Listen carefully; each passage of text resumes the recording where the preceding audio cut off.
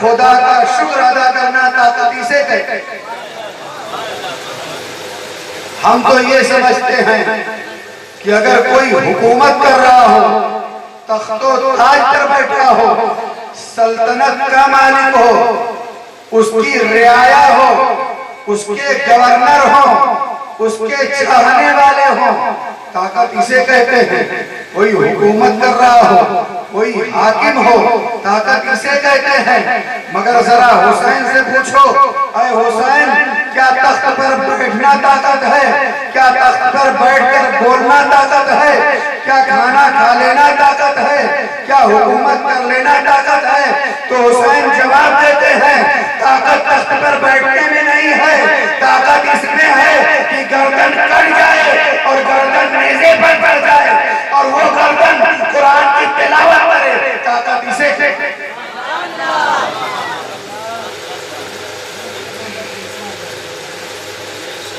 یعنی کٹے ہوئے گلے کا تلاوت کرنا۔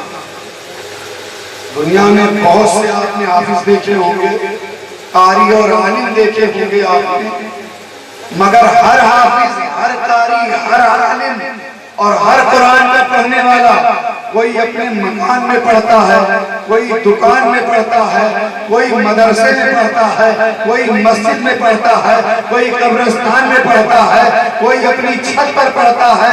مسجد کی چھت کے نیچے پڑھنا قرآن یہ آسان ہے، مدرسے میں بیٹھ کر قرآن پڑھنا یہ آسان ہے، اپنے گھر میں قرآن پڑھنا یہ آسان ہے، قبرستان میں قرآن پڑھنا یہ آسان ہے، کیونکہ قبرستان میں قرآن پڑھتا ہے تو اس لیے پڑھتا ہے کہ قبرستان میں جو مردے ہیں اللہ ان کی مغفرت کر دے۔ گھر میں قرآن اس لیے پڑھتا ہے کہ اللہ گھر میں برکتیں نازل فرمائے۔ دکان میں اس لیے پڑھتا ہے کہ دکان میں برکتیں نازل فرمائے۔ ان تمام جگہوں پر قرآن پڑھنا آسان ہے، اور یہاں کا پڑھنے والا قاری ہو سکتا ہے، عالم ہو سکتا ہے، حافظ ہو سکتا ہے، قرآن کا پڑھنے والا ناظرہ خواہ ہو سکتا ہے۔ یہ تمام جگہیں قرآن پڑھنے کے لیے بہت مشکل نہیں ہے، مگر قرآن تلواروں کے سائے میں پڑھنا یہ مشکل کام ہے، نیزے پر چڑھ کر پڑھنا یہ مشکل کام ہے، اور یہ مشکل کام کر دینا صرف علی کے لال کی۔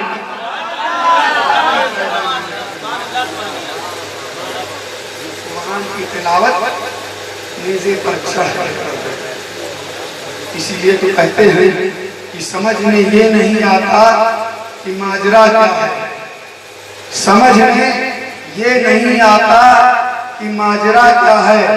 حسین آپ بتائیں فنا بقا کیا ہے؟ سرے حسین نے نیزے پہ جب تلاوت کی، یزیدی سوچ میں گم تھے کہ پھر کٹا کیا ہے؟ یزیدی سوچ میں گم تھے کہ پھر کٹا کیا ہے؟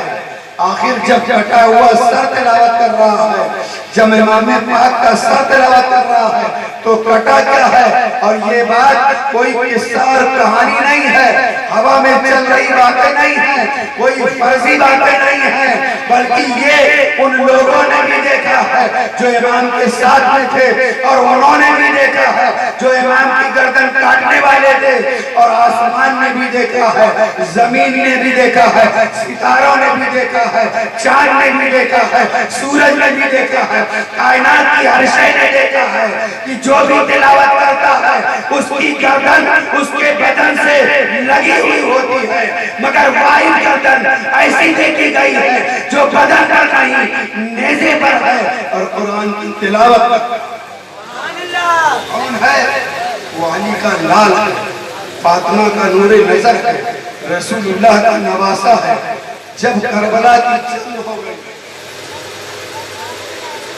اور یزیدیوں نے سمجھا کہ ہم نے فتح حاصل کر لی، ہم کامیاب ہو گئے، ہم جیت گئے، ڈنکے پیٹے جانے لگے، لوگ عیاشیاں کرنے لگے، اور ان تمام معاملات کے بعد جب کربلا سے رخصتی ہوئی، یہ بات مجھے بعد میں بیان کرنا چاہیے تھا، مگر چونکہ حسین کی عظمت کی بات آئی ہے اور حسین کے کٹے ہوئے گلے کی رفعت کی بات آئی ہے، حسین کے بلندی کی بات آئی ہے، حسین کے خطبہ پڑھنے کی بات آئی ہے، تو میں یہ بھی عرض کرتا چلوں، جب 72 سر تھے اور 72 نیزوں پر تھے اور قافلہ بڑی پریشانی کی عالم میں، حضرت عابد بیمار کو زنجیروں میں جکڑے ہوئے جب قافلہ چلا تو گلے میں ڈال دیا گیا۔ تفصیل کے ساتھ تو میں بعد میں بیان کروں گا، امام حسین کی عظمت بتانا چاہتا ہوں۔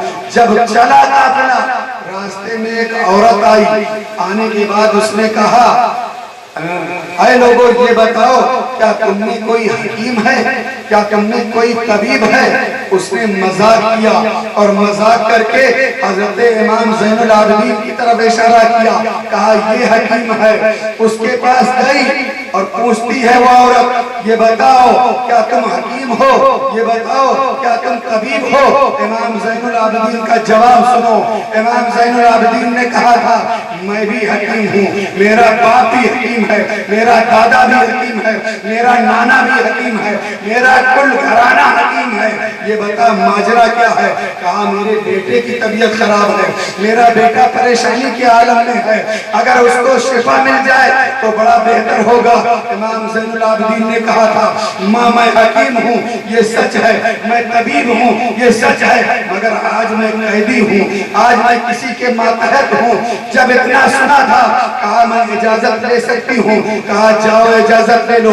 جب گئی اجازت لینے کے لیے امر صاحب کے پاس، اس نے کہا وہ کیا شفا دے گا، وہ کیا دوائیں دے گا، وہ تو خود مجبور ہے، وہ تو بیڑیوں میں جکڑا ہوا ہے، وہ تو قید میں ہے۔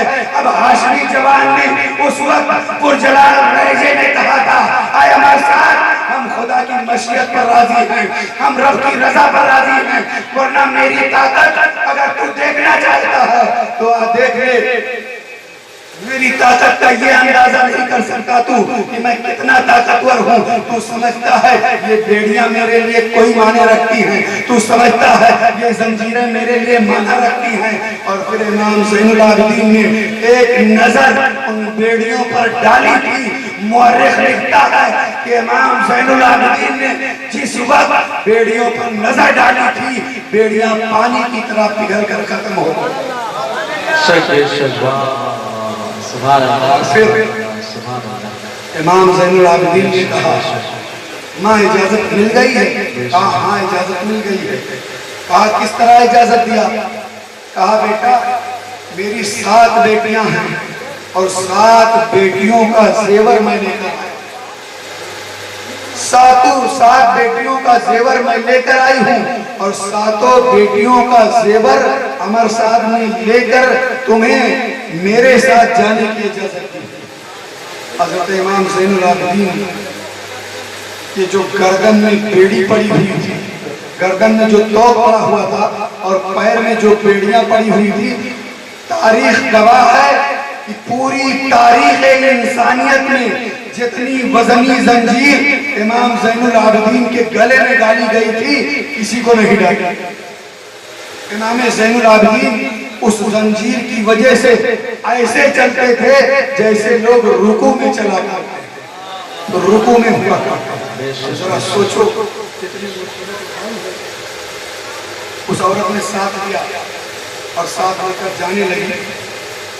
جب گھر کے دروازے پر پہنچی قریب تھا کہ اس کے بیٹے کا علاج کرتے، اس کی بیٹیاں باہر نکل کر کہا امی جو ڈاکٹر تو لے کر آئی ہے، جو طبیب تو لے کر آئی ہے اسے واپس کر دے، اسے لوٹا دے۔ کہا کیا ہوا بیٹی؟ کہا جس کے علاج کے لیے لے کر آئی ہو وہ تو مر چکا ہے، وہ تو اس دنیا سے جا چکا ہے۔ ماں نے کہا بیٹا واپس چلے جاؤ، جس مقصد کے تحت میں لے کر آئی تھی وہ مقصد ختم ہو گیا ہے، وہ ضرورت پوری ہو گئی ہے، میرا لال اس دنیا سے جا چکا ہے۔ حضرت امام زین العابدین کہتے ہیں اے ماں جب یہاں تک آ گیا ہوں تو اجازت دے تو میں تیرے بیٹے کو بھی دیکھ لوں، تیرے بیٹے کو دیکھتا جاؤں۔ کہا آ جاؤ۔ امام زین العابدین آگے بڑھے، آگے بڑھنے کے بعد جب اس عورت کے قریب جا کر ان کے بیٹے کو دیکھا، امام زین العابدین نے دیکھا کہ بہنیں رو رہی ہیں۔ جب بہنوں کو روتا ہوا دیکھا تو امام زین العابدین کی آنکھوں میں آنسو آ گئے، آپ بھی رونے لگے۔ اس عورت نے کہا تھا بیٹا میرا تو بیٹا مرا ہے، بہنوں نے کہا تھا میرا تو بھائی گیا ہے، اے امام تم کیوں رو رہے ہو؟ کہا رونے کی وجہ یہ ہے کہ آج بہنیں اپنے بھائی کے لیے رو رہی ہیں اور ایک بھائی اپنی اس بہن کے لیے رو رہا ہے جو صغرا مدینے میں چھوڑ کر آیا ہے، میں اس کے لیے رو رہا ہوں۔ اور اتنا کہنے کے بعد آپ نے اس کے چہرے سے کپڑے کو ہٹایا اور ارشاد فرمایا اے لڑکے اٹھ کر بیٹھ جا۔ بھائی بہنوں کو رلایا نہیں کرتے، اٹھ کر بیٹھ گیا۔ جب عورت نے یہ ماجرا دیکھا تو کہا اے امام یہ بتاؤ تم نے میرے بیٹے کو تو زندہ کر دیا، وہ جو 72 سر نیزوں پر ہیں وہ کس کے ہیں؟ کہا اس میں میرا باپ ہے، میرا بھائی ہے، میرا چچا ہے، میرے گھر والے ہیں، میرے چاہنے والے ہیں، آوان و انصار ہیں۔ کہا بیٹا ایک سوال اور پوچھتی ہوں، تم نے میرے ایک بیٹے کو تو زندہ کر دیا، اپنے 72 کو کیوں نہیں زندہ کر پایا؟ جب امام زین العابدین سے یہ سوال اس عورت نے کیا، آپ نے کہا ماں میرے ساتھ کچھ مجبوریاں ہیں۔ کہا کیا مجبوریاں ہیں؟ کہا یہاں نہیں بتا سکتا، میرے ساتھ چل۔ عورت ساتھ میں آئی۔ جب ساتھ میں عورت آئی حضرت امام زین العابدین امام حسین کے سر اقدس کے پیچھے کھڑے ہو گئے اور آپ نے عرض کیا اے بابا جان جو تلاوت قرآن پورے سفر میں آپ کرتے آئے ہیں ذرا وہی قرآن اس وقت بھی سنا دو۔ تاریخ میں لکھا جاتا ہے سر حسین نیزے پر گھوما، امام حسین کی طرف منہ کیا اور آواز آئی بسم اللہ الرحمن الرحیم یاسین والقرآن الحکیم انک لمن المرسلین۔ امام حسین نے جب اتنا پڑھا عورت نے کہا بیٹا ابھی بھی میں نہیں سمجھی ماجرا کیا ہے؟ امام زین العابدین کہتے ہیں اے ماں بات دراصل یہ ہے کہ زندہ وہ کیے جاتے ہیں جو مردہ ہوتے ہیں، جو پہلے سے زندہ ہوں انہیں زندہ نہیں۔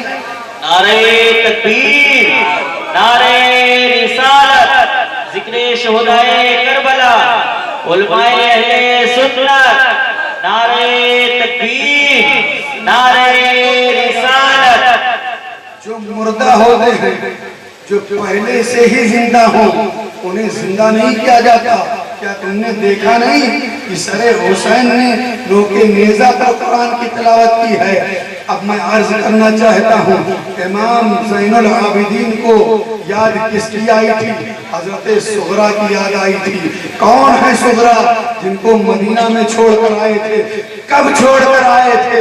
جب یزید تخت پر بیٹھا اور تخت پر بیٹھنے کے بعد سب سے پہلے یزید نے جو حکم نامہ جاری کیا مدینہ کے گورنر کے نام ولید کے نام، اس نے لکھا عبداللہ ابن زبیر، عبداللہ ابن عمر، عبداللہ ابن عباس اور یاد رکھو محمد ابو بکر ابن صدیق اکبر اور حسین ابن علی، ان لوگوں سے فوراً میری بیعت لو، اگر یہ انکار کریں تو ان کی گردن مار دو اور ان کی گردن میرے دربار میں پیش کیا جائے۔ جب ولید کے پاس یہ حکم نامہ پہنچا ولید نے حضرت امام علی مقام کو ایک قاصد بھیجا۔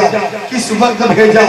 صبح جب لوگ فجر کی نماز پڑھ چکے اور سارے لوگ اپنے اپنے کاموں میں مصروف ہو گئے، دنیا کا ہر شخص اپنے اپنے معاملات میں مصروف ہو گیا اور مدینہ کی مقدس ہوائیں اس میں پھیلنے لگی، شفا بانٹنے لگی۔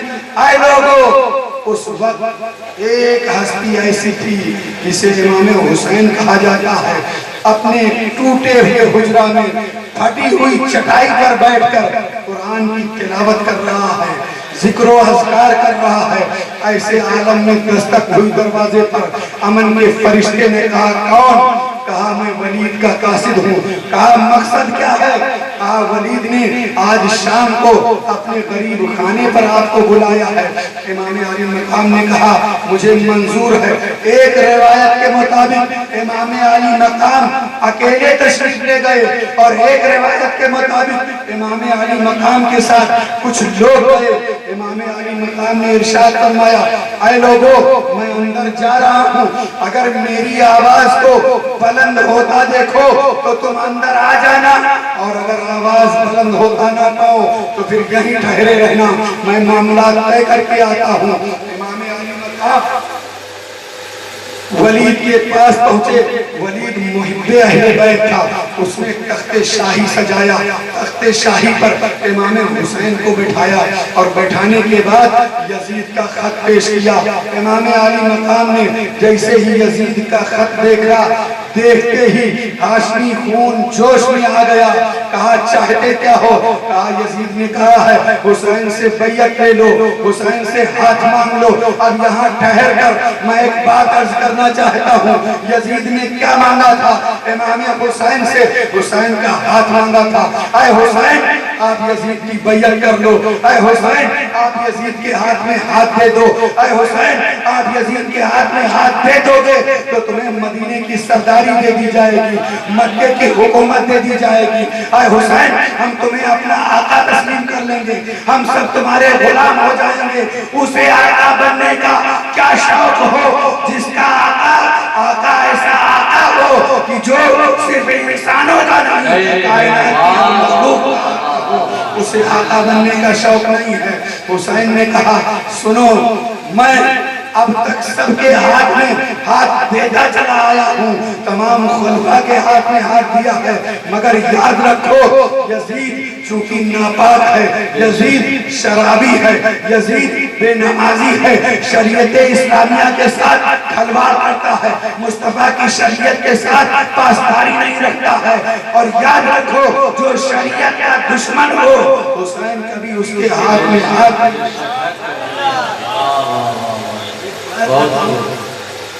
امام علی مقام رضی اللہ تعالیٰ عنہ سے صرف ہاتھ، اگر امام چاہتے تو ہاتھ دے دیتے، سارا معاملہ سلجھ جاتا، سب کچھ بچ جاتا، مگر کہتے ہیں امام علی مقام سے جب ہاتھ مانگا گیا تو امام علی مقام اپنے اس ہاتھ کو دیکھ رہے ہیں اور بار بار دیکھ رہے ہیں، اور یہ سوچ رہے ہیں، یہ کہہ رہے ہیں کہ اگر میں ہاتھ دوں گا تو صرف میرا ہاتھ نہیں جائے گا، حضرت آدم کا ہاتھ جائے گا، حضرت شیش کا ہاتھ جائے گا، حضرت زکریا کا ہاتھ جائے گا، حضرت یحییٰ کا ہاتھ جائے گا، کم و بیش 1,24,000 انبیاء اکرام کا ہاتھ جائے گا۔ اگر میرا ہاتھ جائے گا صدیق کی صداقت جائے گی، میرا ہاتھ جائے گا عمر کی عدالت جائے گی، میرا ہاتھ جائے گا عثمان کی سخاوت جائے گی، میرا ہاتھ جائے گا علی کی شجاعت جائے گی، میرا ہاتھ جائے گا فاطمہ کی طہارت جائے گی، میرا ہاتھ جائے گا تو صرف میرا ہاتھ نہیں رسول اللہ کا ہاتھ جائے گا، میرا ہاتھ جائے گا تو صرف میرا ہاتھ نہیں مولا علی کا ہاتھ جائے گا، میرا ہاتھ جائے گا تو صرف میرا ہاتھ نہیں فاطمہ کا ہاتھ جائے گا، میرا ہاتھ جائے گا تو صرف میرا ہاتھ نہیں بھائی حسن کا ہاتھ جائے گا۔ ارے یہ ہاتھ جو اتنے ہاتھوں کا محافظ ہو بھلا اس ناپاک کے ہاتھ میں کیسے گئے؟ سبحان اللہ سبحان اللہ سبحان اللہ، بے شک میرا ہاتھ نہیں ہے، یہ صدیق کی صداقت کا امین ہاتھ ہے، عمر کی عدالت کا محافظ ہاتھ ہے، عثمان کی سخاوت کی حفاظت کرنے والا ہاتھ ہے، علی کی شجاعت کو داغ نہ لگے یہ وہ ہاتھ ہے، بھائی حسن کے صبر کا ہاتھ ہے، ماں کی طہارت کا ہاتھ ہے۔ یہ ہاتھ ایسا ہاتھ نہیں ہے جو کسی ناپاک کے ہاتھ میں چلا جائے۔ سن یہ ہاتھ تو میں تجھے نہیں دے سکتا، بس اتنا کہنا تھا، سنو میں اپنا ہاتھ تو نہیں دوں گا، اب آگے تمہارا کیا ارادہ ہے؟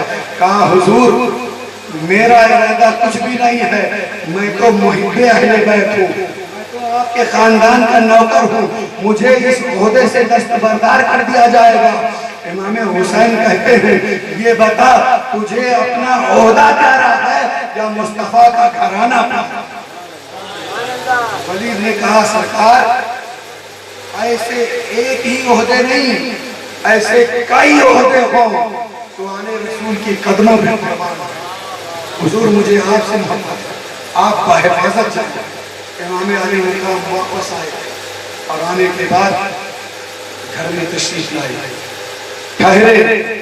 پھر وہ وقت آیا کہ جب آپ کو مدینہ سے رخصت ہونا پڑا، مدینہ چھوڑنا پڑا۔ جب 4 شعبان آیا، 60 ہجری آئی، امام حسین رضی اللہ تعالیٰ عنہ نے اپنی بہن زینب سے کہا بہن رخت سفر باندھو، سفر کی تیاری کرو، مدینے میں رہنا دشوار ہو گیا ہے، مدینے میں رہنے نہیں دیا جا رہا ہے، اب مدینہ ہمیں چھوڑنا پڑے گا، ایسا کرو بہن تیاری کر لو۔ سیدہ زینب بہنیں ہوتی وہ ہیں کہ جو بھائی کے ہر دکھ درد میں شامل رہا کرتی ہیں، بہنیں ہوتی وہ ہیں جو بھائی پر کوئی مصیبت آ جائے تو پھر اس بلا کا جھاڑ پھونک کرتی ہیں، بہنیں ہوتی وہ ہیں جو بھائیوں کی حفاظت کے لیے سجدے میں جا کر دعائیں کیا کرتی ہیں، بہنیں ہوتی وہ ہیں جو بھائیوں کے ماتھے پر ٹیکا لگایا کرتی ہیں۔ کیا تم نے دیکھا نہیں جب بھائی دولہا بن جاتا ہے اور دولہا بن کر جب بھائی کی برات نکلتی ہے تو اس وقت کوئی سامنے نہیں آتا ہے، بہن ہی سامنے آتی ہے اور آنے کے بعد وہ بلائیں لیتی ہے، نظریں اتارتی ہے۔ بھائی کالا کلوٹا ہو پھر بھی بہن یہ کہتی ہے میرے مولا میرے بھائی کی حفاظت کرنا، نظر بد سے بچانا۔ اور پھر جس کا بھائی حسین ہو، جس کا بھائی حسن ہو، جس کا بھائی محسن ہو، جس کے چہرے کی چمک یہ ہے کہ جب کربلا میں پہنچے تو کربلا کا ذرہ ذرہ منور ہوگا، جس کے چہرے کی چمک یہ ہے کہ جب سفر میں چلے تو چہرہ منور ہو جایا کرتا تھا، جس کے چہرے کی چمک یہ ہے کہ جب اندھیرے میں بیٹھ جائے تو اجالا ہوگا۔ اس بھائی کی بہن زینب نے کہا بھائی میں سفر کے لیے تیار ہوتی ہوں۔ امام حسین رضی اللہ تعالیٰ عنہ کا جگر، ذرا کلیجہ تھام کر بیٹھو، ذرا تصور تو باندھو۔ امام حسین نے مدینہ چھوڑا ہوگا تو کیا بڑی خوشی رہی ہوگی، امام حسین نے مدینہ چھوڑا ہوگا تو کیا ہنستے ہوئے چھوڑا ہوگا، امام حسین نے جب مدینہ چھوڑا ہوگا تو ان کے دل پر کیا گزری ہوگی، اور امام حسین جب مدینہ چھوڑ رہے تھے تو کیا وہ یہ نہیں جان رہے تھے کہ ہم کہاں جا رہے ہیں، کس لیے جا رہے ہیں، کیا کرنے جا رہے ہیں، اور کون کون میرے ساتھ جائے گا اور کون کون واپس آئے گا، سب جانتے تھے۔ کیوں نہیں جانتے تھے؟ جانتے نہ ہوتے تو نانا جان کا وعدہ انہیں یاد نہیں رہتا، انہیں پتا تھا کہ مصطفیٰ جان رحمت کی زبان سے جو بات نکل جائے پانی کا دھارا رکھ سکتا ہے، ہوا رکھ سکتی ہے، سورج اپنا رخ بدل سکتا ہے، مگر فرمان مصطفیٰ نہیں۔ امام حسین سب کچھ جانتے تھے، اور پھر جب سب کچھ جانتے تھے، سب کچھ پہچانتے تھے، تو ذرا سوچو کہ اس مدینہ کو کیسے چھوڑا ہوگا جس مدینہ میں ان کا بچپن گزرا تھا، جس مدینہ میں وہ جوان ہوئے تھے، جس مدینہ کی گلیوں میں وہ کھیلتے تھے، جس مدینہ میں ان کا نانا تھا، جس مدینہ میں ان کی ماں تھی۔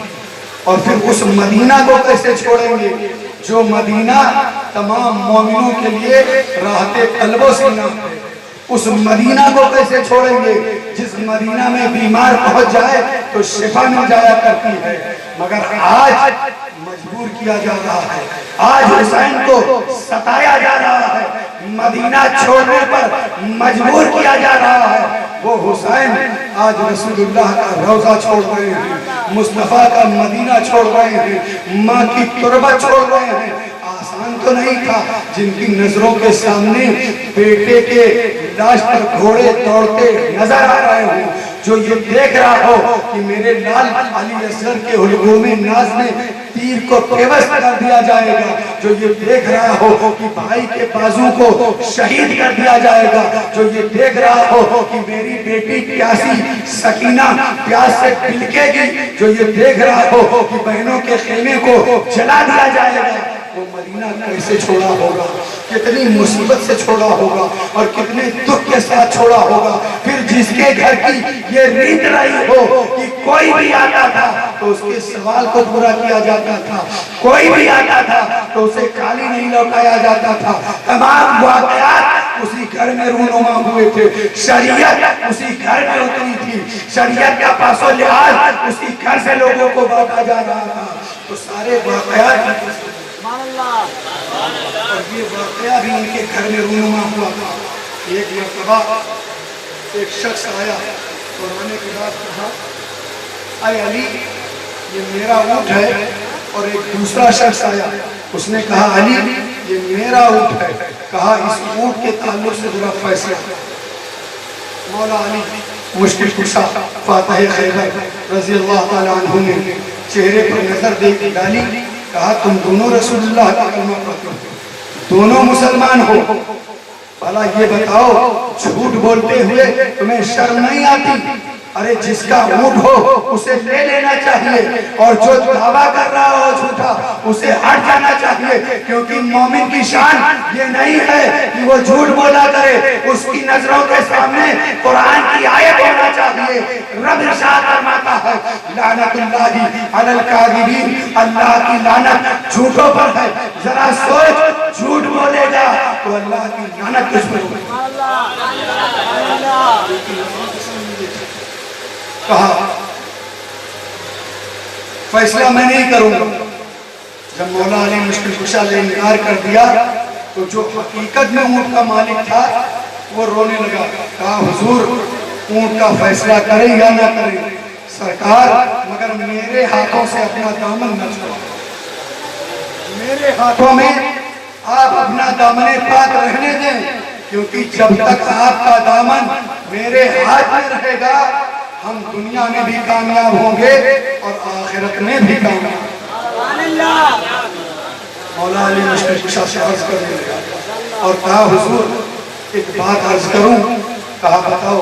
کہا حضور اس اونٹ کو ذبح کیا جائے اور ذبح کرنے کے بعد اس کی کھال کو اتارا جائے، کھال کو اتارنے کے بعد اس کا گوشت کاٹا جائے اور پھر اس کے بعد اس کے دل کو بیچ سے کاٹا جائے، اگر اس کے دل میں سوراخ ہوگا تو میرا اونٹ ہے، ورنہ میں اس اونٹ کی قیمت نہ کروں۔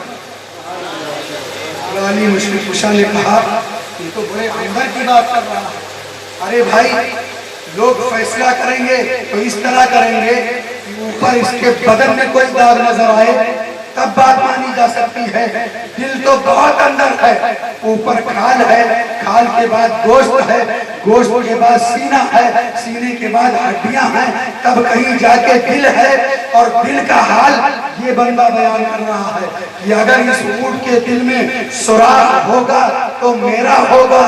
کہا بتا تجھے کیسے اندازہ ہے؟ کہا اسے کاٹا جائے، اونٹ کو ذبح کیا گیا، کھال اتاری گئی، گوشت کاٹا گیا، جب اس کا دل بیچ سے چیرا گیا تو کیا دیکھا گیا کہ واقعتاً اس کے دل میں سوراخ تھا۔ مولا علی نے کہا یہ بتا انسان یہ اتنے اندر کی بات تجھے کیسے پتا چل گئی؟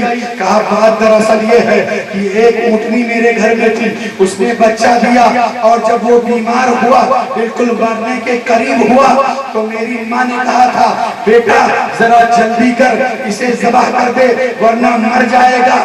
میں نے چھری اٹھائی، ذبح کرنا شروع کیا، یہ اونٹ وہیں پر بندھا ہوا تھا، میرا باپ پیچھے سے آیا، مجھے دھکے دیا، مجھے مارا اور کہا کمبخت تجھے معلوم نہیں ہے کہ باپ کے سامنے بیٹے کو قربان کر رہا ہے، دیکھ وہ اونٹ کیسے رو رہا ہے، اس کی آنکھوں سے خون کے آنسو نکل رہے ہیں، ارے اس کا دل زخمی ہو گیا ہے، اور جب دل پر زخم ہوا ہے وہی زخم جب پھوٹا ہے تو آنسو بن کر نکلا ہے، دل کا داغ ہے، اس کے دل میں سوراخ ہے۔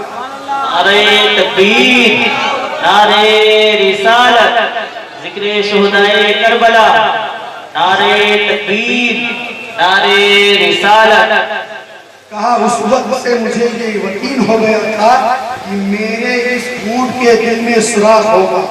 اب جانتے ہو مولا علی نے کیا کہا؟ مولا علی مشکل کشا نے کہا کوئی جائے میرے حسین کو بلا لائے۔ حسین کو بلایا گیا۔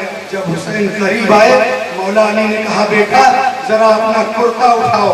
امام حسین نے کرتا اٹھایا۔ امام حسین نے جب کرتا اٹھایا مولا علی مشکل کشا کبھی سینے کو چوم رہے ہیں، کبھی گلے کو چوم رہے ہیں، کبھی ماتھے کو چوم رہے ہیں، کبھی رخسار کو چوم رہے ہیں، کبھی لب کو چوم رہے ہیں، کبھی سینے کو چوم رہے ہیں۔ اس نے کہا حضور میں نے تو آپ کو فیصلہ کرنے کے لیے کہا تھا، آپ حسین کو چوم رہے ہیں۔ امام علی نے کہا تھا اے انسان تو نے یہ ماجرا دیکھا ہے کہ ایک اونٹ کے سامنے ایک جانور ذبح کیا جائے، ایک اونٹ کے سامنے اس کا بچہ ذبح کیا جائے تو اس کے دل میں سوراخ ہو جاتا ہے۔ میرے بیٹے حسین کے سامنے علی اصغر بھی ذبح ہوگا، علی اکبر بھی ذبح ہوگا، قاسم بھی ذبح ہوگا، علی اکبر بھی ذبح ہوگا، عباس بھی ذبح ہوں گے، اونو انصار بھی ذبح ہوں گے، اور پھر بھی امام حسین میدان کربلا میں ثابت قدم رہیں گے۔ پتہ یہ چلا کہ کسی انسان کا دل ہوتا تو اس میں سوراخ ہو جاتا۔ یہ دل ایسا دل تھا کہ جس دل کو اور جس قدم کو رسول اللہ کا فیضان ملا۔ سبحان اللہ، سبحان اللہ، سبحان اللہ۔ جبھی تو کاٹنے والے یزیدی ہل گئے تھے مگر کٹنے والے حسین کے قدم کو نہ ہلا سکے۔ حسین کے قدم میں جنبش تک نہ آئی اور مسکرا کر قربانی دیتے رہے۔ المختصر میں پلٹتا ہوں، امام علی مقام رضی اللہ تعالیٰ عنہ نے بہن کو تیاری کے لیے کہا۔ بہن نے جب تیاری شروع کیا امام علی مقام رات کی تاریکی میں گھر سے باہر نکلے۔ جیسے نکل رہے تھے سیدہ زینب نے کہا بھائی کہاں جا رہے ہو؟ کہا بہن پتہ نہیں دوبارہ مدینہ کی گلیاں ملے نہ ملے، مدینہ میں آنا ہو کہ نہ ہو، روضہ مصطفیٰ دیکھنا نصیب ہو کہ نہ ہو، ماں کی تربت پر پہنچ پاؤں کہ نہ پہنچ پاؤں۔ اے میری بہن میں جا رہا ہوں مصطفیٰ کے روضے پر سلام پڑھنے جا رہا ہوں، میں جا رہا ہوں نانا جان سے معافی مانگنے جا رہا ہوں، میں جا رہا ہوں رسول اللہ کو راضی کرنے جا رہا ہوں، میں جا رہا ہوں ماں کے قدم کو چومنے جا رہا ہوں۔ سیدہ زینب نے بھائی کے قدموں کو پکڑا، کہا بھائی اکیلے مت جانا، جس ماں کا دودھ تم نے پیا ہے اسی ماں کا دودھ میں نے بھی پیا ہے، جس علی کے بیٹے آپ ہیں اسی علی کی بیٹی میں بھی ہوں۔ اے میرے بھائی آپ اکیلے نہ جائیں، ہم بھی آپ کے ساتھ میں چلیں گے۔ اور پھر رات کا عالم ہے، سناٹے کا عالم ہے، حضرت مولا علی مشکل کشا کا شہزادہ حضرت امام حسین اور مولا علی مشکل کشا کی شہزادی سیدہ زینب اور ان کے ساتھ سیدہ سکینہ اور ان کے ساتھ اونو محمد، یہ ایسا نورانی قافلہ نکلا۔ کہاں کے لیے نکلا ہے؟ کس جگہ پر نکلا ہے؟ رسول کے روضے پر جانے کے لیے نکلا ہے، مدینہ کی گلیوں میں نکلا ہے، مصطفیٰ کے شہر میں نکلا ہے اور چل رہے ہیں۔ سیدہ زینب نے اچانک راستے میں ایک آہ بھری، ایک صدا بھری، سیدہ زینب کہتی ہیں مجھے ماں کا وہ کلام یاد آ گیا، ماں کی وہ بات یاد آ گئی جب میری ماں نے مجھ سے کہا تھا اے زینب ایک وقت وہ آئے گا کہ جب کربلا تمہیں جانا ہوگا تو تم بھی رات کے عالم اپنے نانا کے روضے پر حاضری کے لیے آؤ گی، نکلو گی۔ اے لوگو یہاں ٹھہر کر ذرا سوچو، سیدہ فاطمہ کو یہ پتا تھا کہ میری بیٹی زینب کربلا میں جائے گی، یہ پتا تھا میرا بیٹا حسین کربلا میں جائے گا، یہ پتا تھا میرے گھر والے کربلا کو جائیں گے، تو یہ بھی پتا تھا کہ وہ شہادت پائیں گے، یہ بھی پتا تھا کہ وہ وہاں قربان کر دیے جائیں گے، مگر ان کی نظروں میں یہ تھا کہ بیٹا حسین میں نے بڑا پاکیزہ دودھ پلایا ہے، میرے بیٹا حسین میں نے بڑی طہارت کے ساتھ پالا ہے، میرے بیٹے حسین میں نے بڑی نفاست کے ساتھ پالا ہے، میرے بیٹے حسین میں نے انہی ہاتھوں سے چکیاں چلا چلا کر تیری پرورش کی ہے، انہی نورانی ہاتھوں سے میں نے تجھے نہلایا ہے، تیری زلفیں سواری ہیں۔ میرے بیٹے میں تجھے اس وقت دیکھنا چاہتی ہوں جب دین کی کشتی غرق ہو رہی ہو، جب دین کو ڈبایا جا رہا ہو، جب قرآن کو مسخ کیا جا رہا ہو، تو آئے میرے لال تم اپنی قربانی دے کر مصطفیٰ کے دین کو بچا۔ سبحان اللہ سبحان اللہ سبحان اللہ، واہ واہ واہ، زندہ باد، ماشاء اللہ، امام علی واہ مقام واہ واہ واہ، قربانی دے کر نانا جان کے دین کو بچایا۔ بے شک بے شک، جانتے ہو امام علی مقام رات کے عالم میں نکلے اور نکلنے کے بعد بہن کے ساتھ روضہ مصطفیٰ پر پہنچے تھے۔ ذرا سوچو جب مصطفیٰ کے روضے پر آخری نظر پڑی ہوگی تو امام حسین کے دل نے کیا کہا ہوگا، دل پر کیا کیفیت ہوئی ہوگی۔ ارے حسین وہی حسین ہیں جن کے لیے رسول کلابے کو کھول دیا کرتے تھے، حسین وہی حسین ہیں جن کو رسول کندھے پر بٹھا لیا کرتے تھے، حسین وہی حسین ہیں جو رسول اللہ کی ظلموں سے کھیلا کرتے تھے، حسین وہی حسین ہیں جو مصطفیٰ کی گود میں پرورش پا رہے تھے، حسین وہی حسین ہیں جو رسول اللہ کی زبان کو چوس کر پڑھ رہے تھے۔ آج وہی حسین مصطفیٰ کے روضے پر حاضر ہوئے، آنکھیں اشکبار ہیں۔ نانا کے روضے پر حاضر ہونے کے بعد دیوار کو کلاوے میں لیا اور عرض کیا، اے نانا جان میں نے بڑی کوشش کی ہے کہ آپ کا روضہ نہ چھوٹے، میں نے بڑی کوشش کی ہے کہ شہر مدینہ نہ چھوٹے، میں نے بڑی کوشش کی ہے کہ حرمت والا شہر نہ چھوٹے۔ ارے نانا جان جب یہاں آنے والا حاجی واپس نہیں جانا چاہتا تو آپ کا نواسہ کہاں جانا چاہے گا؟ مگر یا رسول اللہ آپ کی امت میں مجھے مجبور کر دیا ہے، یا رسول اللہ اب مجھے مجبور کر دیا گیا ہے، مجھے مدینہ چھوڑنا پڑے گا۔ نانا جان اٹھو اور اپنے لال کو حوصلہ دو، نانا جان اٹھو اور اپنے لال کے سر پر ہاتھ رکھو، نانا جان اٹھو اور حسین کو حوصلہ دو۔ نانا جان یہ سب کچھ ہو رہا ہے صرف اس لیے ہو رہا ہے کہ آپ کی شریعت کو بچانا ہے، آپ کے دین کو بچانا ہے، آپ کے مذہب کو بچانا ہے، اسلام کو بچانا ہے۔ یا رسول اللہ اٹھئے، یا نبی اللہ اٹھئے۔ اور پھر امام علی مقام کی آنکھوں سے آنسو جاری ہوئے۔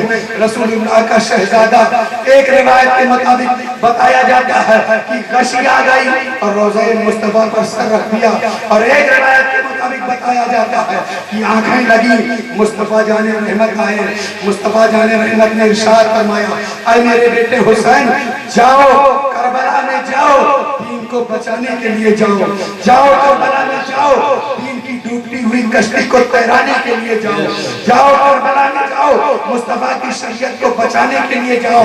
میرے بیٹے حسین کربلا کسی جگہ کا نام نہیں ہے، کسی بستی کا نام نہیں ہے، کسی مقام کا نام نہیں ہے، کربلا دین کی یونیورسٹی کا نام ہے، کربلا دین کے اسکول کا نام ہے، کربلا مذہب کے مدرسے کا نام ہے، کربلا استقامت کی جگہ ہے، کربلا میں حقیقت پائی جاتی ہے، کربلا میں معرفت پائی جاتی ہے، کربلا میں شریعت پائی جاتی ہے، کربلا میں طریقت پائی جاتی ہے۔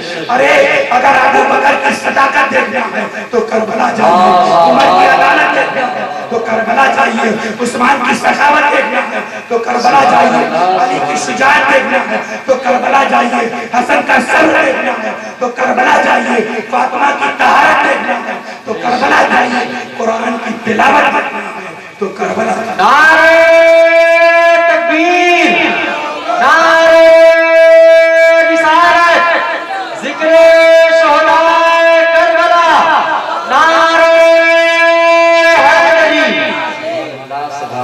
کسی جگہ کسی بستی کسی مکان کا نام نہیں ہے، پوری دین کی یونیورسٹی کا نام ہے۔ کربلا میں ہر طرح کی تعلیم دی گئی ہے، کربلا میں ہر طرح کا علم سکھایا گیا ہے، استقامت کی دین کربلا میں نظر آتا ہے، مصطفیٰ کے دین پر قربان ہونے کا نظریہ کربلا میں نظر آتا ہے، آل اولاد کو قربان کرنے کا طریقہ کربلا میں نظر آتا ہے۔ تو کیا یہ سب کچھ جو ہوا ہے یہ قصہ ہے، یہ کہانی ہے، صرف بیان کرنے کے لیے ہے؟ نہیں نہیں، بلکہ امام حسین اپنے نانا جان کی امت کو یہ تعلیم دے رہے تھے کہ اے میرے نانا جان کا کلمہ پڑھنے والوں، کل جب یہ وقت تم پر آئے کہ دین کے لیے تمہیں بچوں کو قربان کرنا پڑے تو تمہارے بچے حسین کے بچے سے بہتر نہیں ہے، تمہارا بیٹا حسین کے بیٹے سے بہتر نہیں ہے، تمہارا گھر حسین کے گھر سے بہتر نہیں ہے، خود تم حسین سے بہتر نہیں ہو، تو سب کچھ قربان کر دینا اور دین کو بچا۔ یہ سوچ دے رہے تھے امام حسین نے مصطفیٰ کے روزے پر دعا مانگی. رسول اللہ کی تربت تھرائی, اندر سے آواز آئی میرے بیٹا حسین جاؤ, کربلا میں تم اکیلے نہیں رہو گے, کربلا میں میں بھی رہوں گا, کربلا میں علی بھی رہیں گے, کربلا میں فاطمہ بھی رہیں گی, میرے لال تم جاؤ. سیدہ زینب نے آہ بھری, سیدہ زینب نے نانا سے شکایت کی, سیدہ زینب نے نانا سے اجازت چاہی, نانا کی بارگاہ میں فریاد پیش کی, اور پھر اس کے بعد معصوم سکینہ نے روضہ رسول پر سر رکھ دیا اور سر رکھ کر عرض کرنے لگی اے نانا جان آج ہم مجبور ہو کر جا رہے ہیں, آج اس جگہ کو چھوڑ کر جا رہے ہیں, نانا جان اٹھو اور حوصلہ دو. سیدہ سکینہ رونے لگی, امام علی مقام کی آنکھوں میں آنسو آئے, بیٹی کو گود میں لیا, اٹھایا اور کہا بیٹی اس طرح سے نانا جان کے روزے پہ مت کہو ورنہ نانا جان ناراض ہو جائیں گے, اے میری بیٹی اٹھو اور گھر کو چلو. اور پھر یہ مختصر سا نورانی قافلہ پلٹ کر گھر آیا. گھر میں آنے کے بعد سیدہ زینب نے تیاری شروع کی. جب سیدہ زینب نے تیاری شروع کی, امن کا فرشتہ پھر باہر نکلا. جیسے ہی نکلنا چاہتے تھے سیدہ زینب نے پھر کہا بھائی کہاں جا رہے ہو؟ کہا بہن اماں کے روزے پر جا رہا ہوں.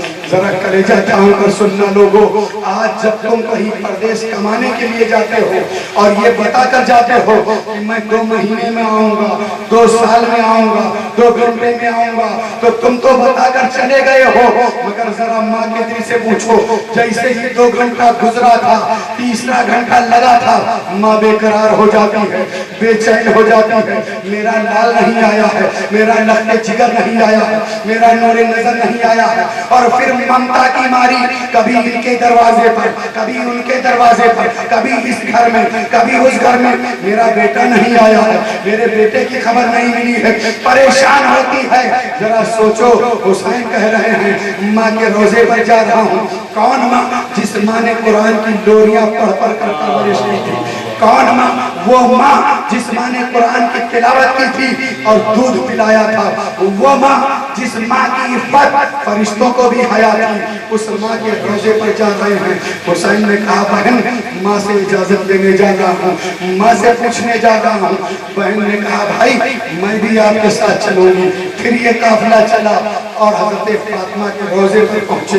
مصطفیٰ جان رحمت کی شہزادی کے روزے پر حسن و حسین پہنچے ہیں, سیدہ زینب پہنچی ہیں. سیدہ زینب سرحانے کھڑی ہو جاتی ہیں, حسین پاؤں کی طرف چلے جاتے ہیں اور اپنے منہ کو ماں کے قدموں میں رکھ دیتے ہیں, عرض کرتے ہیں امی جان میں وہی حسین ہوں جن کو آپ نے بڑے ناز سے پالا ہے, بڑے لاڈ سے پالا ہے. اے ماں آج اجازت چاہتا ہوں, تیرا حسین مدینہ چھوڑ کر جا رہا ہے, تیرا حسین نانا کا روزہ چھوڑ کر جا رہا ہے, تیرا حسین مصطفیٰ کے روزے سے دور ہو رہا ہے. اے امی جان مجھے اجازت دو, میرے لیے دعا کرو, اگر کوئی نافرمانی کر دیا ہوں تو معاف کرنا, کوئی غلطی ہو گئی ہو تو معاف کرنا. اور پھر آنسو کے چند قطرے سیدہ فاطمہ کے روزے پر گرے. تربت فاطمہ تھرائی, اندر سے آواز آئی بیٹا حسین جاؤ کربلا کے میدان میں باطل کے مقابلے میں حق کی شمع کو جلانے کے لیے جاؤ, دین کو پار گھاٹ لگانے کے لیے جاؤ. اور اے بیٹے حسین تم گھوڑے کے زین سے فرش زمین پر بعد میں آؤ گے, فاطمہ کا آنچل پہلے میں. سبحان اللہ سبحان اللہ. اجازت لینے کے بعد چلے اور نانا جان کے روزے پر چمٹے ہوئے کبوتروں کو مخاطب کرتے حسین نے کہا تھا اے کبوتروں تم کتنے خوش نصیب ہو جب تمہارا جی گھبراتا ہے مصطفیٰ کے روزے پر آ جاتے ہو, روزہ اطہار پر حاضری دیتے ہو. اے پرندوں تم بڑے خوش نصیب ہو. حسین کتنا غم نصیب ہے, آج پردیس کو جا رہا ہے, دیس کو چھوڑ کر, آج گھر کو چھوڑ کر بے وطن ہو رہا ہے, مسافر بن رہا ہے. اور پھر المختصر یہ قافلہ امام حسین رضی اللہ تعالیٰ عنہ کا گھر میں آیا اور گھر میں آنے کے بعد ساری تیاریاں شروع ہو گئیں. جب ساری تیاریاں ہو گئیں صبح کا وقت آیا, فجر کی اذان ہوئی, لوگوں نے نمازیں ادا کی. امام حسین کا قافلہ مدینہ سے نکلنے والا ہے. یہ بات مدینہ والوں کو اس وقت پتہ چلی جب کجاوے پر سامان رکھا جا چکا تھا, جب لوگ سفر کے لیے تیار ہو چکے تھے اور جب لوگ سواریوں پر بیٹھ چکے تھے. ابھی تک سارے گھر والوں کو یہ معلوم تھا کہ سب جا رہے ہیں. ابھی تک بیٹی صغرا کو ہی معلوم تھا کہ میں بھی جا رہی ہوں. مگر جب امام علی مقام نے اپنی بیٹی کو سینے سے لگایا اور لگانے کے بعد کہا, بیٹی تم بیمار ہو, تم مدینہ میں ٹھہرو, یہیں رک جاؤ, ہم جا رہے ہیں پردیس کو. سیدہ صغرا نے عرض کیا تھا, بابا جان مجھے بھی ساتھ لے کر چلو. کبھی سیدہ زینب کی طرف رخ کرتی ہیں, کبھی قاسم و عباس کی طرف رخ کرتی ہیں, کبھی علی اکبر اور علی اصغر کی طرف دیکھتی ہیں.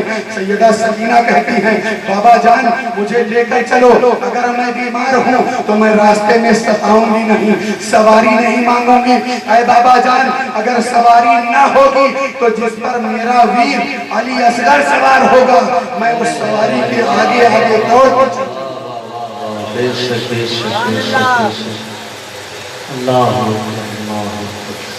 ایک بیٹی اپنے باپ سے کس طرح کی فریاد کر رہی ہے.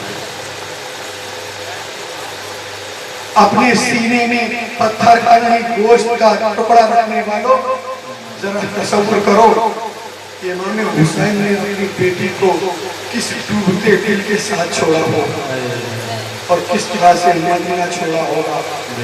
امام حسین رضی اللہ تعالیٰ عنہ سے بار بار عرض کرتی ہے, اور جب بار بار عرض کرنے کے بعد کوئی بات نہ بنی تو ہمارے آپ کے بھی گھر کا ماحول یہ ہے کہ اگر دو بھائی ہوں اور دو بہنیں ہوں تو بہنیں آپس میں بھائیوں کو بانٹ لیتی ہیں. بڑا بھائی ہے تو بڑی بہن کہتی ہے یہ میرے حصے کا بھائی ہے, چھوٹا بھائی ہے تو چھوٹے بھائی کو چھوٹی بہن کہتی ہے یہ میرے حصے کا بھائی ہے. اسی لیے میں بار بار کہتا ہوں بہنوں سے محبت کیا کرو, اپنی بیویوں سے بتا دو کہ جب ماں کا انتقال ہو جائے, کیونکہ جب تک ماں کا انتقال نہیں ہوتا بہنیں بڑے شوق سے گھر آتی ہیں, اور جب ماں کا انتقال ہو جاتا ہے تو اسی گھر میں جس میں بہنیں بڑی ہوئی ہیں, جس میں پرورش پائی ہے, جس میں زندگی گزری ہے, اسی گھر کی دہلیز کو پار کرتے ہوئے ان کا کلیجہ منہ کو آتا ہے, کیونکہ اب ماں سینے سے لگانے والی نہیں ہے, ماں سہارا دینے والی نہیں ہے. اپنی بیویوں سے بتا دیا کرو کہ اے میری بیویوں یاد رکھو جب میری بہن آئے تو ایسے مسکرا کر ملنا کہ چہرہ تیرا ہو, جلوے میری ماں کا. سبحان اللہ سبحان اللہ سبحان اللہ. بہن کو یہ نہ لگے کہ میری ماں نہیں ہے, کیونکہ بہن وہ ہوتی ہے جو بھائی کے ساتھ ہر غم میں شریک رہتی ہے. بھائی کی نظر بہنیں اتاریں, بھائیوں کے لیے منتیں بہنیں مانگیں, بھائیوں کے لیے سب کچھ بہنیں قربان کریں. بڑی باتیں ہیں بہن کے تعلق سے عرض کرنے کو, آگے جب کربلا کے واقعات شہادت کے آئیں گے تو میں عرض کر دوں گا. المختصر جب یہ بٹوارا ہو جاتا ہے تو جو کچھ کہنا رہتا ہے بہن کو اپنے حصے کے بھائی سے کہتی ہے. سیدہ صغرا حضرت علی اکبر کے پاٹ میں آئی تھی, جب ہر طرف سے نا امیدی ہو گئی اور یہ ہوا کہ اب مجھے کوئی نہیں لے کر جائے گا, تو سیدہ صغرا نے حضرت علی اکبر کی طرف رخ کیا. بھائی پہچان گیا بہن کچھ کہنا چاہتی ہے, بہن کوئی بات بتانا چاہتی ہے. بھائی نے پوچھا بہن بتا کیا ماجرا ہے؟ کہا بھیا سب تو ساتھ میں جا رہے ہیں, جب علی اصغر بھی چلا جائے گا, اونو محمد بھی چلے جائیں گے, سکینہ بھی چلی جائیں گی, پھوپھی زینب بھی چلی جائیں گی, تو یہ بتاؤ میں روؤں گی تو تسلی کون دے گا, میں جب بیمار ہوں گی تو دوا کون دے گا, بے چین ہوں گی تو چین کون دے گا, جب مجھے سکون نہیں ملے گا تو سکون کون دے گا. بھائی مجھے بھی اپنے ساتھ لے کر چلو, مجھے بھی اپنے ساتھ لے کر چلو. حضرت علی اکبر نے بہن کی جب فریاد سنی امام حسین کی طرف رخ کیا اور کہا بابا جان جب آپ کی بہن زینب کربلا میں جا سکتی ہے تو میری بہن صغرا کیوں نہیں جا سکتی ہے؟ بابا جان میری بہن کو بھی لے کر چلو۔ اب امام حسین کا جواب سنو۔ امام حسین نے کہا تھا اے بیٹے علی اکبر تیری بہن ابھی کم سن ہے، ابھی چھوٹی ہے، وہ کربلا کا منظر نہ دیکھ سکے گی، اور میری بہن زینب تیرے لاشوں کے پہرے دے گی۔ یاد رکھنا میری بہن زینب کا وہ کلیجہ ہے کہ جب تمہاری لاشوں پر گھوڑے دوڑیں گے تو میری بہن لاشوں کو جمع کر کے رات کے عالم میں اکیلے بیٹھ کر تمہاری لاشوں کے پہرے دے گی۔ آسان تھا مدینہ چھوڑ دینا، آسان تھا گھر میں بچی کو چھوڑ دینا، آسان تھا اس جگہ سے رخصت ہو جانا۔ ذرا تصور باندھو اور دل میں سوچو جب پردیس جاتے ہو بیٹیاں تمہارے قدموں سے مچل جاتی ہیں، بیٹے رونے لگتے ہیں، ماں رونے لگتی ہے، پھر ہچکیاں بن جاتی ہیں، اور جب ٹرین میں بیٹھتے ہو تو روتے روتے سفر گزرتا ہے، روتے روتے سفر گزرتا ہے، روتے روتے زندگی گزرتی ہے، جب تک پلٹ کر نہیں آتے ہو آنسو بند نہیں ہوتے ہیں۔ اور جس کے گھر والے جا رہے ہیں کبھی پلٹ کر نہیں آئیں گے، کبھی دوبارہ نہیں ملیں گے، تو ان کے دل سے ذرا پوچھو کہ ان کے دل پر کیا گزر رہا ہے۔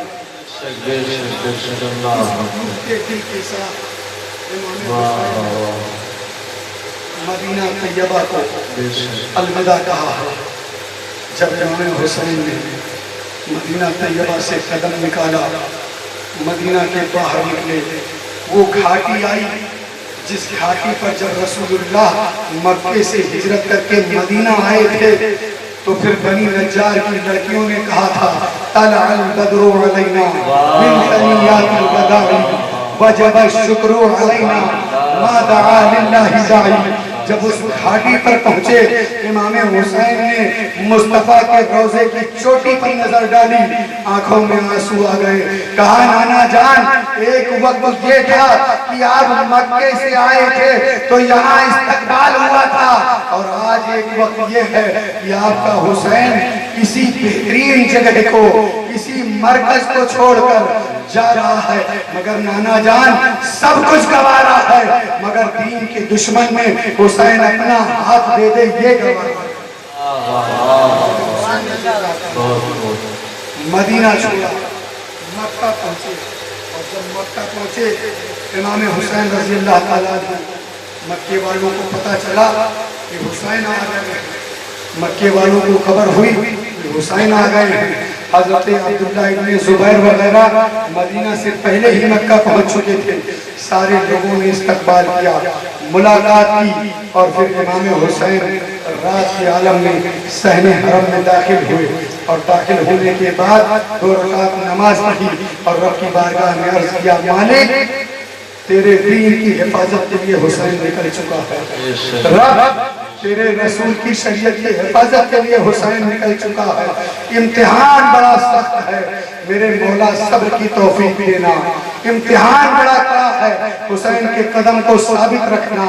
امام حسین دعا کر رہے ہیں، اسی اسنا میں جب امام حسین مکہ میں ٹھہرے ہوئے تھے کوفیوں نے عرضیوں پر عرضیاں بھیجنی شروع کر دی، خط پر خط بھیجنے شروع کر دیے، امام حسین کو خط بھیج رہے ہیں اے حسین ہم بھی یزید کی خلافت کو نہیں مانتے ہیں، ہم بھی یزید کے ہاتھ میں ہاتھ نہیں دینا چاہتے ہیں، ہم بھی یزید کے خلاف ہیں، حسین آپ آ جاؤ، آپ کے ہاتھ پر ہاتھ دے دیں گے، اور آپ کے ہاتھ میں ہاتھ دے کر مصطفیٰ کی شریعت کو قبول کر کے حق کی ہدایت کے لیے ہم آپ کے ساتھ اپنی گردنوں کو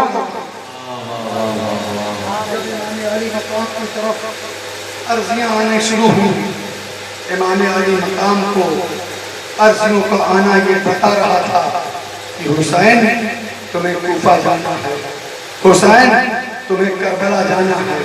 امام علی مقام نے جب کربلا جانے کا ارادہ کیا صحابہ کرام آئے، مکے کے لوگ آئے، اور آنے کے بعد لوگوں نے فریاد پیش کی، کہا حسین آپ جانتے ہیں یہ کوفی بظاہر ہیں، بڑے خراب ہیں، انہوں نے آپ کے بات کے ساتھ وفا نہیں کی ہے، یہ سب کے ساتھ بے وفائی کرتے ہیں، ان کی فطرت میں بے وفائی ہے۔ حسین وہاں مت جانا ورنہ خطرہ ہے، حسین اس جگہ پر مت جانا ورنہ بیوی بچوں کے لیے خطرہ بن سکتا ہے۔ مگر علی کے شہزادے نے یہ کہہ کر سب کی درخواست کو مسترد کر دیا، کہا میرے جو قدم حق کی حمایت کے لیے نکل چکے ہیں، اب میں پلٹ کر علی کی شجاعت کو داغدار نہیں کر سکتا ہوں، اب مجھے جانا ہے۔ پھر لوگوں نے فریاد پیش کی، کہا حسین اگر جانا ہی ہے تو پہلے آپ نہ جائیں، پہلے حضرت مسلم کو بھیج دیں، یہ وہاں پر جائیں اور جانے کے بعد جب خبر بتائیں کہ حالات ٹھیک ہیں تو آپ تشریف لے جائیں۔ حضرت حسین رضی اللہ تعالیٰ عنہ نے اس تجویز کو قبول کر لی۔ حضرت مسلم ابن عقیل وہاں سے تشریف لے گئے، ان کے ساتھ ان کے 2 بچے بھی گئے۔ مسلمانوں ذرا کلیجہ تھام کر سنو، حضرت مسلم کہاں جا رہے ہیں؟ کوفہ کو جا رہے ہیں، ان کے پاس جا رہے ہیں جو دن کو کچھ کہتے ہیں، رات کو کچھ کہتے ہیں، زبانیں کچھ کہتی ہیں، دل کچھ کہتے ہیں، دن کے اجالے میں کسی کے ساتھ ہیں، رات کے اندھیرے میں کسی کے ساتھ ہیں۔ ایسے بدعہدوں کے پاس حسین کا بھائی جا رہا ہے۔ میں کہتا ہوں سب کچھ پہلے سے پتا تھا، اس کے باوجود حسین بھیج رہے ہیں، اس کے باوجود حسین جا رہے ہیں۔ کیوں جا رہے ہیں؟ اس لیے جا رہے ہیں کہ کل قیامت کا دن ہوگا، مصطفیٰ جان رحمت ہوں گے۔ اگر حسین نہ جاتے تو کل کوفی کہہ سکتے تھے یا رسول اللہ میں نے حسین کو آواز دی تھی، میں نے حسین کو بلایا تھا، مگر حسین میری مدد کے لیے نہیں آیا تھا، میں نے حسین کو بلایا تھا، حسین مجھے سہارا دینے نہیں آیا تھا۔ کل رسول اللہ کے سامنے اگر حسین کی کوئی شکایت کر دیتا، حسین سب کچھ جانتے ہوئے بھی جا رہے ہیں اور اپنے بھائی کو بھیجے۔ بے شک سبحان اللہ سبحان اللہ سبحان اللہ۔ کل نانا جان کے سامنے شرمندگی نہ ہو، نانا جان کے سامنے رسوائی نہ ہو۔ حضرت مسلم ابن عقیل گئے اور جانے کے بعد وہاں کے لوگوں نے جب دیکھا کہ حضرت مسلم آئے ہیں تو مرحبا ابن رسول اللہ، مرحبا ابن رسول اللہ استقبال کیا اور حضرت مسلم کے ہاتھوں پر بیعت کر لیا۔ حضرت مسلم خود کہتے ہیں امام حسین کو خط لکھتے ہوئے، کہتے ہیں میرے آقا یہ کوفہ والے اپنے وعدے پر سچ ہیں، ایسا کرو آپ چلے آؤ، اس کا ثبوت یہ ہے کہ میرے ہاتھ پر 40,000 کوفیوں نے آپ کی بیعت کی۔ 40,000 کوفی حضرت مسلم ابن عقیل کے ہاتھ پر امام حسین کی بیعت کر لیں۔ اور یہ عجیب اتفاق ہے، نوشتہ تقدیر ہے کہ پھر جس دن حضرت مسلم رضی اللہ تعالیٰ عنہ کی کوفہ میں شہادت ہوئی، اسی دن حضرت امام حسین نے مکے سے کوفہ کا سفر شروع کیا، کیونکہ حضرت مسلم نے خط لکھ دیا تھا کہ میرے آقا حسین آ جاؤ، لوگ جانے دینے کو قربان ہیں۔ میں کہتا ہوں امام حسین کس طرح نہ جاتے؟ ارے وہ تو قرآن کی عظمت بھی جانتے تھے، رسول کی شریعت بھی جانتے تھے، وہ تو مصطفیٰ کا طریقہ بھی جانتے تھے، وہ یہ جانتے تھے کہ بے وفائی بہت بڑا جرم ہے، بے وفائی نہیں کر سکتے تھے۔ حسین کا جانا یہ بتا رہا تھا کہ حسین کل بھی وفادار تھا، حسین آج بھی وفادار ہے، حسین روز قیامت بھی وفادار ہوگا، مگر شرط یہ ہے کہ تم وفاداری کے ساتھ دامن حسین سے